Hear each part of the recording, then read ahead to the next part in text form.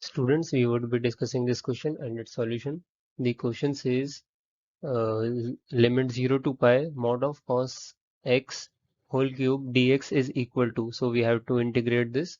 Options given are first 4 by 3, second 2 by 3, third option 0, and fourth option minus 8 by 3. Now let us move to the solution part. The solution says that the correct answer is 4 by 3 for option 1.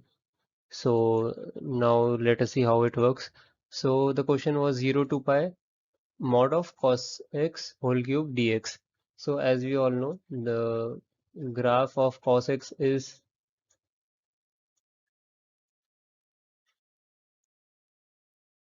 like this, and but we have mod over here, as you can see. So if there is mod, so this negative cycle would become again positive. Here it is pi by 2 and here it is 0. So this can be written as 2 into, we have divided the limits, 2 into the limits now, sorry for the misprinting, 0 to pi by 2, this 0 is here, and pi by 2 cos cube x dx.